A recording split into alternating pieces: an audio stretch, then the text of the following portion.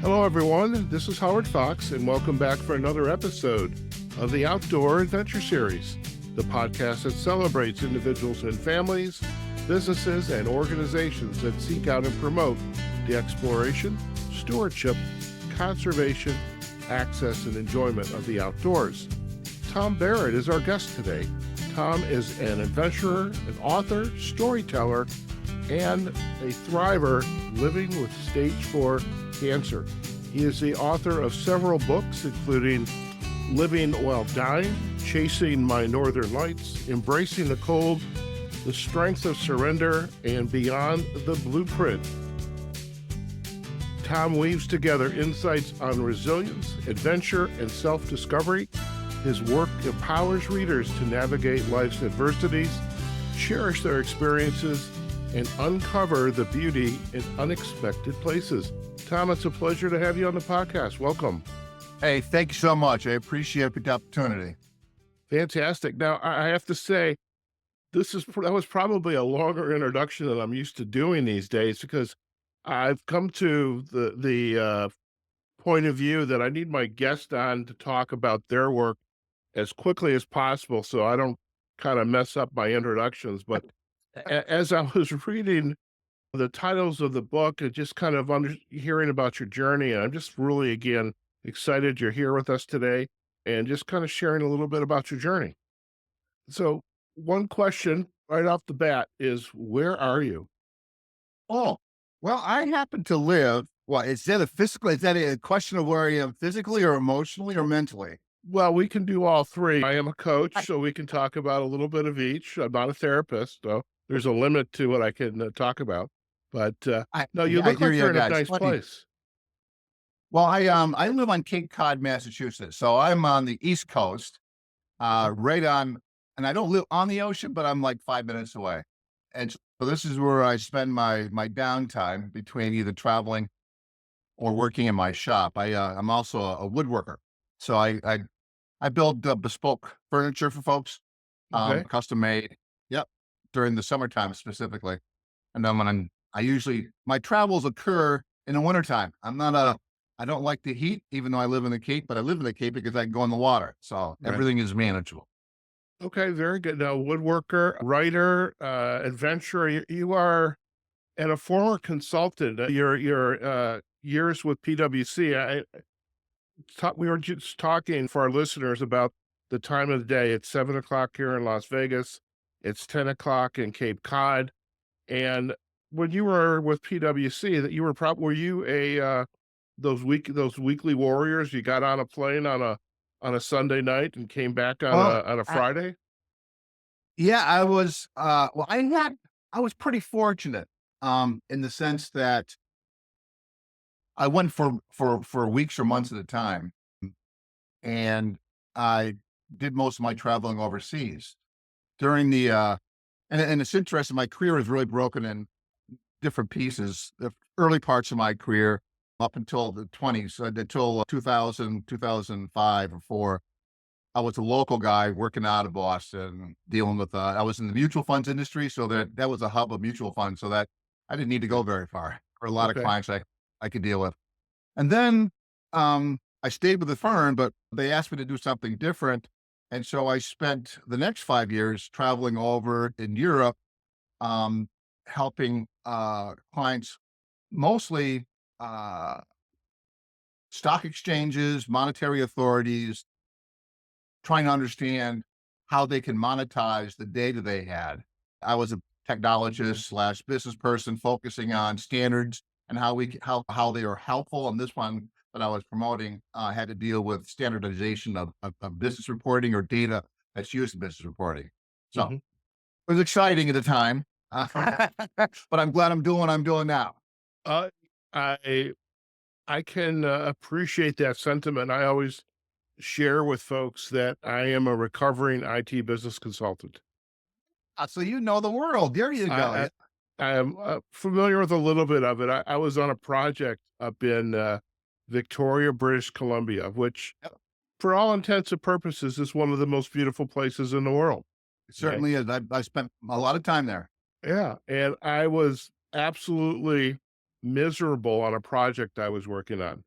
with another company, given that you were with PwC, with another company that shall remain nameless. I have to say I was miserable, and I thought, "There is no way I can do this for the rest of my life.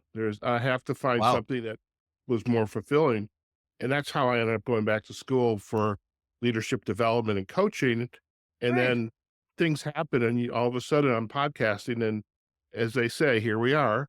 There you are. Uh, Yep. so, uh, had you always been the adventurous type? Because you're the outdoor adventure. You are writing one book to me is like birthing a baby. Not that I've ever experienced that, but Well, you've heard the stories, yes, or watched. Yeah. it's not easy, and it can be painful. But I was curious, as you've had this grand career, very successful, lot of opportunities for the travel now. You live in a beautiful place, Cape Cod. Where what kinda came first? The storytelling, the writing, the adventure? And, That's a catch us great up a little question. bit. It's a great question. And the more I think about it, the different my answers become. I went to college, um, not because I had this grandiose plan. I went to college because a girl I was dating's dad said, "You look like you should be going to college. Why aren't you?" And my dad's a carpenter slash musician, and it just wasn't in our vernacular. I mean, Right. we're blue collar guys, right? And that was the next. I was going to be a carpenter. Anyhow, I went to college, and then you hear the stories about there was one professor, and that he changed my life. Well, I had that professor, and he did change my life. He introduced me to something that I had no idea what, and that was technology, right? Mm, So I graduated from college with a dual degree in computer science and accounting, right? And I okay. wasn't today when people say they're computer scientists, so they really mean just a glorified data analyst, right? I Right. mean, they get behind, and I wrote operating systems. So to get back to your question on where did the adventuring started, I think it started back when I graduated from college and I embarked on a career in consulting, Mhm. merging the technology with accounting and being an IT professional. That back in the 70s, I mean, we were still hard coding the actual computer, right? I Right. remember doing that because I worked in a data processing. I was doesn't matter what I did, but I remember having to do that to a computer to make it do its doing. And so I thought that would be cool because it was an area that no one had been in yet, right? Because companies had not yet embraced technology. Everything was still in green ledgers if you're on the accounting side, or Mhm. people kept their own notes. And so when I first started implementing systems for accounting in the states for states. And so I thought that was kind of like the Wild West, and it was. During the 70s, 80s, and 90s, technology was growing so freaking fast, Oh, yeah. adopted quickly, right? It took a lot to be ahead of the curve so you can be a consultant. I mean, this is one of the interesting things about it because no one else has any idea whether you're right or wrong because you're there as being the expert. So you really had to do your homework to be ahead of the game to provide advice and counsel. So I thought from a very early stage, I had this adventure spirit of wanting to play the space that no one else was playing in. Right. So it was great. And I did that. And I really love my job. I really love going to work every single day, helping my clients. It was because there's always new problems, right? Sure. There's something that hadn't been solved before. And we had to think about and we had to think outside the box. So I did that, got married, had a family. And then I remember this specifically in 1996, I turned 40 years old. Most people have their midlife crisis at 50.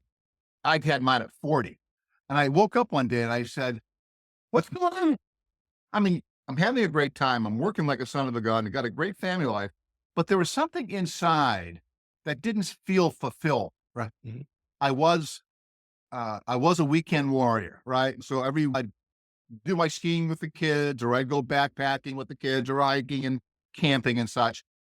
But it wasn't enough. I mean, I wanted to wanted to feel more. I wanted to be engaged more. And so I decided I'm going to start doing these kind of adventure trips, right? And at first, the motivation was, and I want to get as far away as possible because I don't want to be connected so that I have to get called back to work, which happened quite a bit. You go on Right. vacation, you get the phone call, hey, we got a proposal, you got to go. You're the only guy. And you'd have to fly to wherever it was, disrupt your family. They'd be a little bit ticked off at you. And so I wanted to find a place where he ain't going to get me unless you airdrop, Butch Pilot, or because there's no phones. This is before cell service and such. And that's what started me to do it. And I'll remember this the first trip I took, I had no right doing. It was, are you familiar with a trail in the Alps? It's called the Holt route, Okay. Haue route. And it's normally it's a route that people hike, and it goes from Chamonix, France to Zermatt, Switzerland, right? Mhm. And it can take you anywhere from 7 to 10 days to do. Well, I had the bright idea, heck, because I don't like to hike, but I like to ski mountaineer. You go figure that one out, right? Okay. Where I wanted to ski from Chamonix to Zermatt. And so I hooked up with the leading Swiss guide, and there was a cadre of men. Oh no, I shouldn't say men because we had one female on the team, and we went from there. And it was interesting. We stayed in different huts and stuff like that. But here I am thinking that I had this is hubris, right? Thinking that I can do anything, right? You're an American. We can do anything. Well, yeah, I'm also I love problems like that require a lot of thought. What I wasn't prepared for was it's one thing to be mentally ready. You got to have skills, right? And it wasn't just skiing. We had to climb with ice picks and crampons with a 60-pound backpack on. We had to cross glaciers and crevasses, so you had to get all wired up with all from person to person in case someone fell into a crevasse. You had to be able to extricate them so they didn't fall all the way through it. So when I turned 40, I said, "This is what I'm doing," and I started doing that. But of course, I jumped in with both feet into something I should have really thought. And the unfortunate part was that when I got there and I did a couple of days because the guide wanted to test everybody to see what their skills were, what their skills weren't. And after the 2 or 3 days of tests, he says, "You're not going." And I said, "You got to be kidding me. I mean, I spent all this money, blah, blah, blah." "Yeah, but you're not going. You don't have the skills." And deep down, I should have known better, but I was I was what they call an egocentric. I could do anything. So we had a little bit of a little standoff, and he was standing firm until one of his guides, because there was 2 or 3 other guys, because it was a big machination, didn't show up, and so he had to take me. And I was like, "Oh, okay. What changed in the last 24 hours between having no skills to yeah, you can go?" But anyway, I went and I learned so much about what I didn't know. I learned so much about myself, but it set the tone for my future trips, right? Okay. About being aware of what you're doing, do your homework, right? Make sure you have the skills and not just skills you read in a book. I mean, you have to, these skills are something you have to have at your fingertips, not read about how to climb up a mountain. You've got to have done it and know rappelling on the other side, or understanding avalanches and understanding how to self arrest if you're starting to. I mean, these cliffs, they're unforgivable. When you've come off it, you're down for thousands of feet. And so when you start sliding on a mountain, if you can't self arrest, you're just saying goodbye. And so, Right. anyhow, that began my 28 years of doing things that most people would think is crazy as shit. I love that. And so it's almost as though a switch got flipped. I mean, you have this career, you're doing the work, you're like you confirmed the weekend warrior. I mean, you were active, as active as you can be when you're working the type of schedule you had. And so I also admire just kind of going in wide with your eyes wide open. I I know many individuals who are very much outdoors adventure seekers, and I know them through the an organization I'm a member of, Outdoor Writers Association of America, and many of them, I mean, some of the stories and the photos of what they were doing and where they were doing it, it's like, wow. And I always had this feeling that there's things I just can't do today because you and I are similar age range. Right. It's nice to talk to somebody who's a little bit older than I am. So thank you very much for that. But Going. still going. And I mean, I wish there were things I'm doing today that I had done when I was back when I was in my teens and my early 20s, because it would have been I would have appreciated it more because today there's certain things I might do, and I have to ask myself, okay, is this a life limiting Right. adventure? And it's like, Right. I don't know. I don't know if I can do that. And but I love the fact you just jumped right in. And now I'm really curious. I mean, as a as somebody who is now living with stage 4 cancer, that that had to have been felt like this gut punch because you found this Oh, love and this adventure, and then all of a sudden, reality kinda comes knocking at your door and says, "Hello, Mr. Barrett. I'm Mr. Cancer." right. Well, that's a great point. But so I'll answer that question. I just need to give a couple of other, uh, so the types of adventures I went on were handcrafted. I created them. We did a lot of crazy stuff. We got landed by a bush pilot in Alaska at Eagle Glacier and spent a week hanging out at this very rudimentary, hot, no heat, no water, nothing. It just plywood sheets. You get to these points where everything's being tested, right? You're tested by cold, you're tested by just the challenge of climbing, the challenge of skiing, etc. And that captured and what I was seeking, right, was those Mhm, challenges. mhm, Now, to come back to your question in terms of, well, if you can't do that anymore, what are you seeking? Well, I still do it, to believe it or not, but mhm, I do it in a modified way mhm, where for now it's not about seeking challenges that are extending my physical, testing my mental. Uh, Now it's about not the number of peaks I capture or hike to, it's the experience of being able to see those. It's mhm, the experience of still being outside, still being cold, but now I get a chance to look at it with a different set of lens because no longer am I just mind focused on, I got to climb this.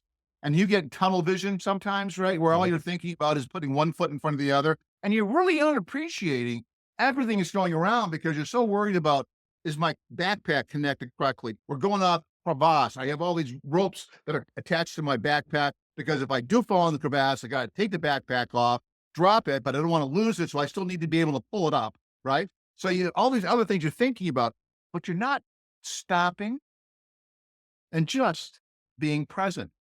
And mhm, so now for me, it's all about being present. So I'm changing from the challenges to the moment, right? And that change is significant from a whole host of reasons. It's a far more fulfilling for me now, right? Emotionally, mentally, I get a chance to really appreciate what Mother Nature has to tell me in terms of stories. And there's many, right? And I learned a lot about acceptance in terms of how one accepts one's limitations, how one accepts that they can't control everything. mhm, Because in Mother Nature, you have to let her dictate and you have to find the rhythm so you can you can excel with her, right? mhm, Not fight against her. You can't if you can't you can, but it's a lot of work to paddle against the tide. If you were smart, you time your distance, you time your trip better so you can take the tide up the river, right? And right, then have a little bit to eat and then take the tide back out. And so that's what I'm about. I think it's a great metaphor now of how can I use nature so that I can still see the sights and still have that feeling of accomplishment in a whole different way. And so that really causes one to sit back and think about how to one can accomplish that. I love that, and on today's Wednesday, so Tuesday, I published an episode. I do a lot of recordings with destination marketing organizations, so Yep. cities throughout the U.S. And there's a little town up in Shipshewana up in Indiana. It's Amish country, and one of their selling points is this idea of slowcation. Okay, Yeah. Yeah. and what I love about what you just shared, it's kind of like slow adventure in a way. And I'm sure there's a much better word, and you and I can kind of market it, and we'll make lots of money and do lots of great things. But I love the idea of just I don't. It would be nice to know I could hike the Pacific Crest Trail or the John Muir Trail, or go on some of these adventures you've gone on, which are just mind blowing. And seeing those, there was a story I think I had read on one of your blogs about kayaking in amongst these glaciers or Yes. icebergs, Yeah. and it's just like down in the south in the Antarctica. Antarctic, they're huge.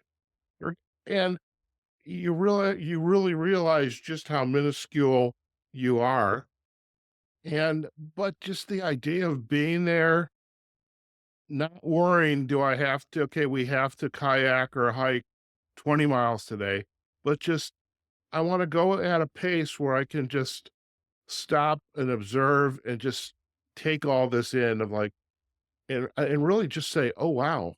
Right. Right. Well, I have two comments on that.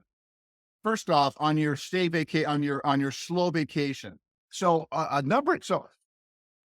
when I got diagnosed with cancer in 2016, I decided to have the prostate removed, figuring if I get rid of the thing that's causing my problem, I'll be good. And I did.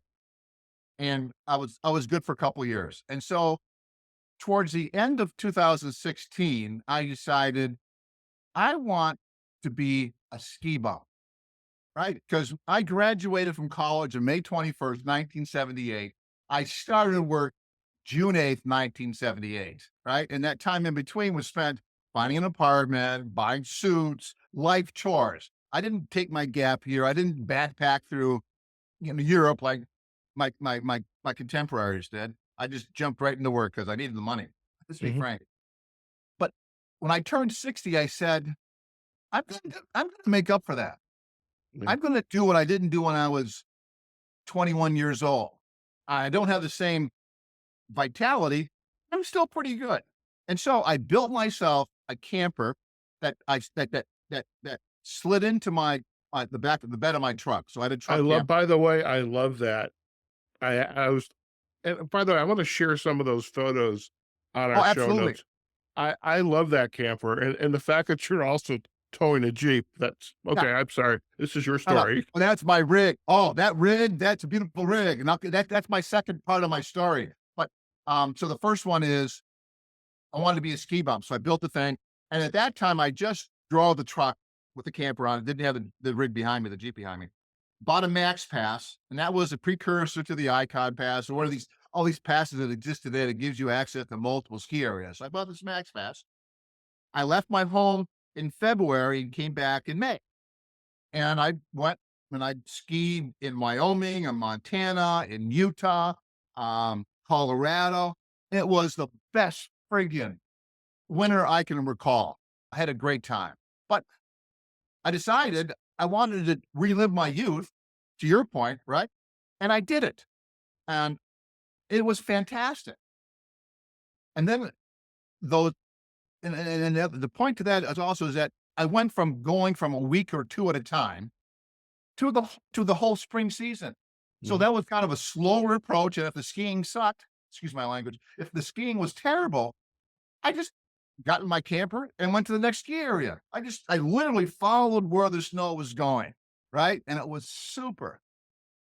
Well, the following years, so that was in 2017. So the following years, I started leaving earlier and earlier, right? It was February, then I left in January, then I left in October, and now I'm gone for 6 and 7 months.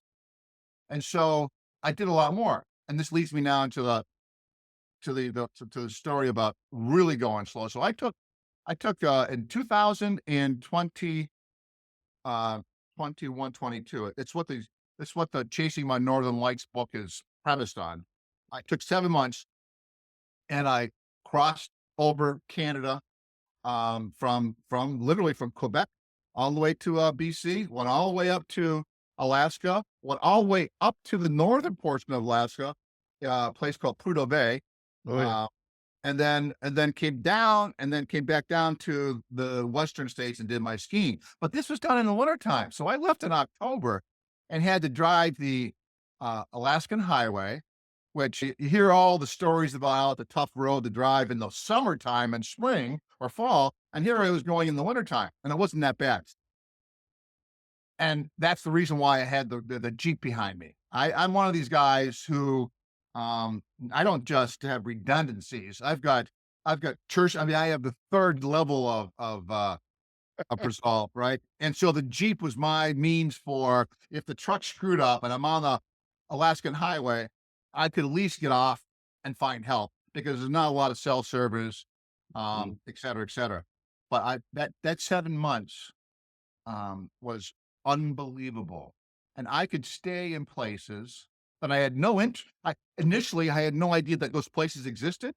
But when you get there, it's like, oh, Revelstoke, for instance, Revelstoke, British Columbia, stunning small little town, great ski area. But the area around it's even more stunning. It's just God's country. And, and it's the wintertime. And I'd always expected to spend 1 or 2 days there. I spent 2 weeks there because I could. Right, and I was slowly I wasn't skiing every day because I was getting a little old by then, and my knees were every day I was out. Used to walk in snowshoeing and just being at peace with the solitude, and just watching what transpires around you. Mhm. And it's amazing when you do slow down, how much activity is going on, Mhm. right? If you're running through the woods, you're gonna scare all the life away. But if you just sit and hold steady for a while, Mhm. it's like Mother Nature just starts slowly filling in the colors of this beautiful sketching that's in Mhm. front of you. And all of a sudden it comes alive, right? Now beyond just the chipmunks and the squirrels, but now you start seeing the fox coming around, right? Or the Mhm. deer comes out. Or I remember one time waking up, I was in, this is part of this trip. I was in Theodore Roosevelt National Park, the one that's in the farthest, because there's two national parks for Theodore Roosevelt, a little southern in North Dakota, but one farther north. And I was one of the farther north. And one morning I woke up, it just snowed out. And I got my cup of coffee in hand, opened the back door of the camper out. And I traveled with my dog. And my dog was so far back into the cab, and I didn't quite understand why, right? Because normally when I open that door up, she's gone. But she was back there. I wouldn't say she was cowering, but she was like, you go first. You go first. There's something there. I opened that door up, and there were, I'm not joking. I've got pictures of it. 5 or 6 buffalo, not standing, sitting around my truck. They must have thought I was one of them because it looked like they were just, yeah, we're hanging out. You're bigger than us, so we're figuring we come over next to you for protection. And I opened that door up, and it was cold, and you can see as they breathe, right, the steam coming out of their noses, their hair all matted, with the snow on them, right? It was like, yeah, it doesn't get any better than this. It I doesn't. I I love that, and just and with a cup of coffee, no, I'm a morning coffee guy. Yeah, I love just picking up that cup and just enjoying it outside. It's quiet, the birds or right. in their case, the buffalo. I love that. So I am curious, as you are going from this over preparation to do I have everything I need, my redundancies to Yeah, climb up the mountain, traverse the gaps, yeah, crevasses, to now just this desire for the slowing down, really being present and just taking it all in. By the way, I do need to introduce you to Emmanuel Rose. I think you would like to chat with him on his podcast. He takes off, I want to say it's a week, a month, and he just goes off and does his thing.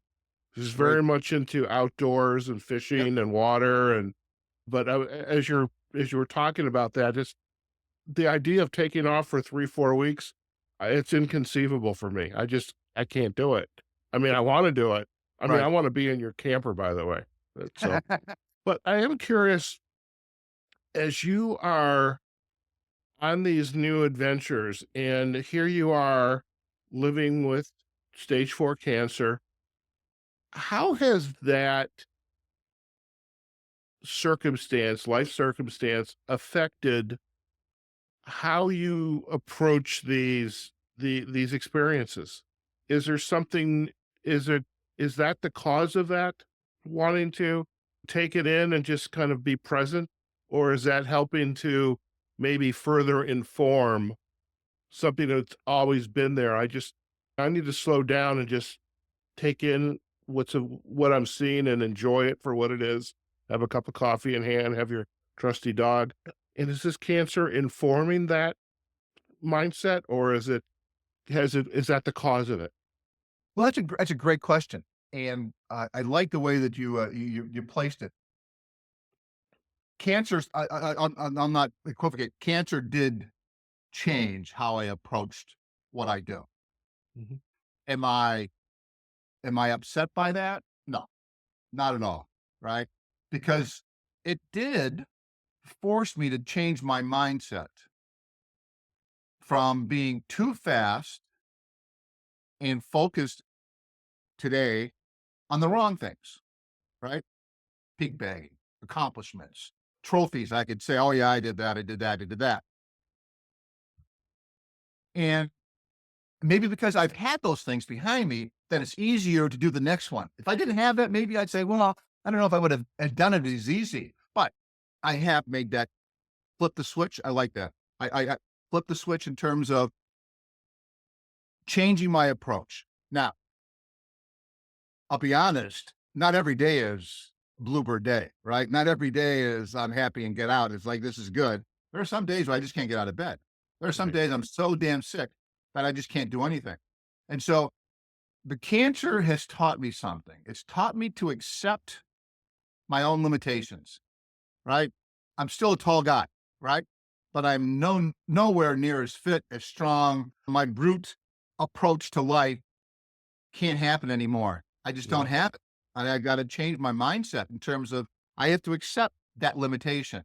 So no, don't sign up for a mountain climbing class or adventure, right? Mhm.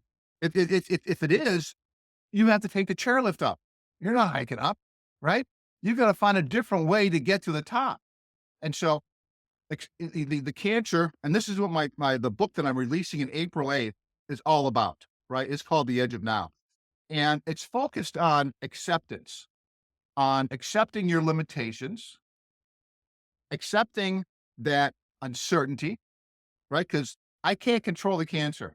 I mean, I tried to when it was still a battle that could be won, but when you reach the stage 4, it's terminal, it's incurable. So you have to learn to live with it. Mm. And so I needed to understand that uncertainty. I mean, I can't plan for very far in advance because I don't know how I'm going to feel that far in advance, right? And I accept that. I also accept that assistance. I was never one for asking for help, right? I'm a typical guy, right? I provide, I protect, I put the world on my back, and that's my job, right? That's what I do. That's what we do. I mean, we don't complain about it. We just do it because that's what's expected of us. Yeah. And I've had to realize that I can't do that anymore, right? I Mhm. can't carry a backpack. I need assistance. And so I've learned to to accept all that. And by accepting all that, I have regained control of myself. And so when I go out to the outdoors now, right, I understand my limitations. Mm. Okay. I understand I can't have a full day of activities because I don't know if I'll be able to have the energy to do all that during the course of a day like I used to. Right. So I need to modify how I approach things. And so the truck camper was great because if I got too tired skiing as an example, I just go in the camper because it's my home. It's in the parking lot. I can go in for sleep. I can do whatever I needed to do. Right. And so that modification in terms of how I approach my adventures was a helpful one. So Mhm. I hear people talk about how they view cancer as being a gift. And I always, you got to be shitting me, man. How can it be a gift? Well, I'm one of those people now, right? Where it has changed my life in the better, not just the bad, in the better, where I have slowed down so much. And living with purpose and intention is my mantra, right? Mhm. Living with purpose and intention. So I maximize my time. I focus on the things that are important to me, and the outdoors is still important to me. And that story you were sharing earlier about me being down in Antarctica, kayaking down amongst the icebergs and the ice floes, that was last March, March of 24, right? And I modified how I'd approach that. And I went on a cruise ship. Well, the cruise ship maybe had 120 people on it, very small. But I did a cruise thing, completely against it in my earlier days. But now I realize, wait, if you do the right one, I mean, it's not all about the eating, and it's about getting out every day. And these things were more expeditions than they were anything else.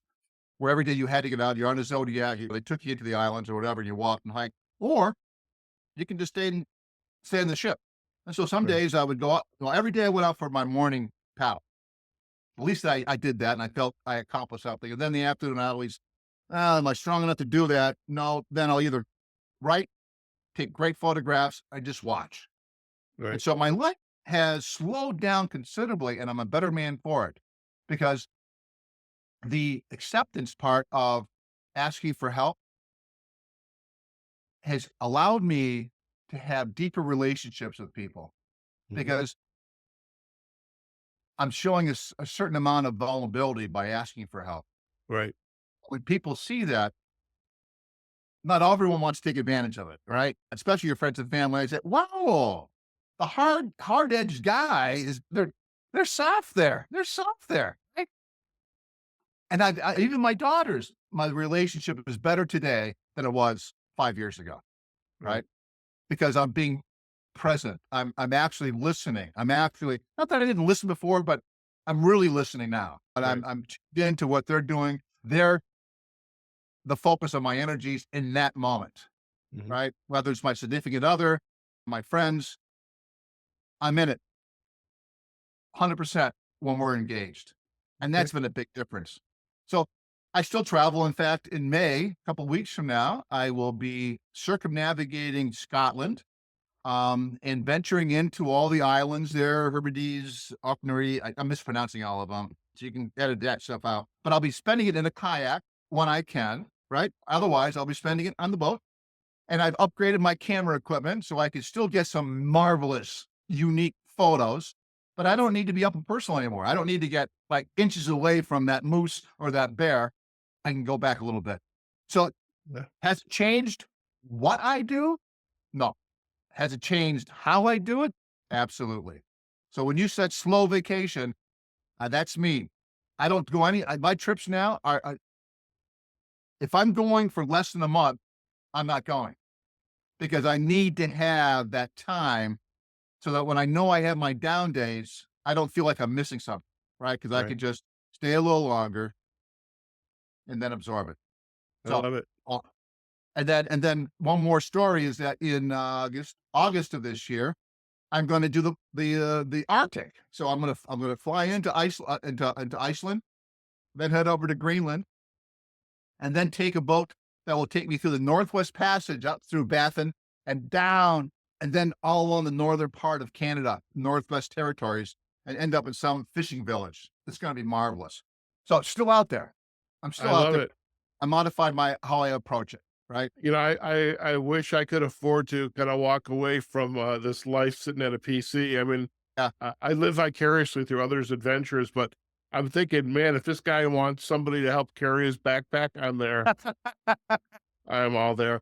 That sounds like a great adventures and more stories, more opportunities to kind of share the experiences. And one question I have to ask before we end today is, you're a prolific writer. How has it been to put what's going on up here down on paper. So I also suffer from anxiety and depression. And about, I don't know, 10 years ago, 15 years ago, my therapist said, journal. I said, what? He goes, keep a journal, write in a journal every day. I'm going, I don't have the time for that. To myself, I obviously thank you very much for the advice. And I'm thinking like, oh, screw that. I don't have the time for it. But I did it because they suggested it. And I figured, well, you got to try something once so that you can at least say it's for me or not for me. And so I started journaling. And of course, the journals were like, feel good today. Today sucks. It wasn't very much. But it's surprising once you start getting into that habit of breaking open your journal every morning and writing down, all of a sudden you start writing more and it becomes more personal. Mhm. And because no one's going to read it, right? And therefore, this became my confidant. And I'd be able to tell stories about how shitty I felt, right? How I just didn't want to get up and how I didn't want to do this and how life was really a challenge to me. And I found that as I wrote those out, I felt better. Mhm. So it became a very important therapeutic tool for me. Mhm. And so 15 years of keeping journals, boy, there's a lot of material there if you want to write. No doubt. No doubt. And so now I write for pleasure. And if I don't write in the course of a day, I notice that. I don't Mhm. have the same spirit or the same energy in my step. I feel burdened some reason, right? By Right. whatever's happening around. And so it's funny because I still am in contact with a lot of my colleagues from PwC days, and they just shake their head when they see the books I've written because to them, I was an IT guy, right? And everything I spoke was gobbledygook. They never understood most of the stuff I was talking about. And then I would write business reports providing information back to my clients that were focused on the technology side of it, of course, right? Not what you would call encrypting material to read, more like, I'm having a hard time going to sleep. Let's bring out one of Barrett's reports so I can fall asleep like that, right? And so writing now has become part of what I do. And it's a very enjoyable time for me. And I get the added benefit now of being able to communicate with others. And then not only in just my books, but I have a very active blog, and I get some good traction there and get conversations with people about what they're doing, what how they're approaching life, how they're trying to break through the inertia of being on the couch. Right, I just had this challenging event in my life, whether it was someone else having a terminal disease diagnosed, or I get laid off, or someone very dear to me passed away, and I just can't get out of my own grief. I can't get out of my own inertia. And when I share with them how I went from the cancer quote, why me, Lord, why me, right, to I'm happy as I'll get out with my life, and I'm forging forward.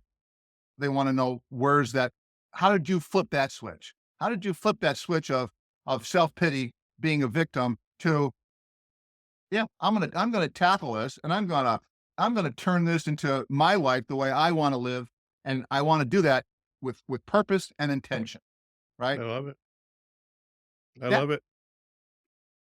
It's inspiring because I have over the course of my life experienced uh family and friends who have navigated cancer, some successfully, some not. And it's very refreshing and it's inspiring. I should say that's probably the better word. Just to hear someone like yourself who is has all intention of living life to the fullest, maybe on a little slower pace, but on his own terms. And you have the ability, as you also just shared, of communicating what's going on in your mind and your thoughts, your insights onto the pages. And if it helps somebody else go on a similar journey, then that's what we can hope for. I mean, that's that's a like win. That's a win, right? the win. Yeah, I love it. I love it. If our listeners would like to learn more about you and your work, your writings, where's the best place for them to go? So first off, I have a website, and the name is pretty long. It's Living Life While Dying. Pretty Okay. pretty straightforward. And in it will be the links to my books, etc. And then I just recently started on Substack. Are Okay. you familiar with that? I literally I have so many colleagues that are on Substack, and I just signed up like 2 weeks ago. I'm going to take articles from my podcast episodes and I'm going to publish it out there. But I think that's I was going to say it's a great medium because Medium is an alternative to Substack, but I think it's great. Well, it's funny you mentioned Medium too, because over the last 2 or 3 weeks, I have gravitated to both of those platforms. I haven't published anything yet because I'm still trying to figure out how to best use it. But in the next coming weeks, I will start to publish little series, little chat books about the travels, about the experiences. Okay. Um, and then of course Okay. Amazon. Amazon has my books. And Okay. again, there's one coming out April 8th called The Edge of Now. Okay. Very good. Well, by the time this episode is goes live, which will be some in April, we'll have the backlinks obviously to the website. Once you get your Substack squared away, just shoot me the link, and we'll have links to where to buy the books Perfect. and especially The Edge of Now. And Well, so, Thomas, and by the way, one important point. sure, Um, all the proceeds from the books goes to cancer research. I don't. This is. I'm not in it for the money. I'm in it. Well, I'm in it for the money, but not for myself, right? Because we've been witnessing a change in our whole approach to funding and research, and we've seen some drastic cuts, yeah. specifically 57% cut in prostate cancer funding research, and that wasn't a good place to begin with. So, yeah, buy my book so we can fund cancer research. Well, It's we'll have links out to where the books are, and perfect. it's just keep doing what you're doing. And if I ever get up to Cape Cod or you get to Vegas, Doors or open maybe for you. you The say, door's open Howard, for you. there's a Welcome you. trip you want to go on it, let me know. I might All just right. say I'm there. But Tom, thanks again for taking the time out of your day, enjoying a and cup of coffee in your beautiful home. And I just really love hearing the story. It's very inspiring, and and I just love the fact you just get out there, go slower, be intentional, and just take take advantage and appreciate the things we do have. Right. So I You're love right. that. Thanks for your time. I appreciate it. Sounds good. Listen, stay on the line. We're going to do a quick close, and you and I can Sure. have a final chat. All right, folks, we've just been chatting with Thom Barrett. He is an adventurer, author, storyteller, and a thriver living with stage 4 cancer. Really an unbelievable journey. I mean, it's and on one hand, the big C, it's out there. We've all been impacted in some shape or fashion, loved ones, friends, coworkers, peers.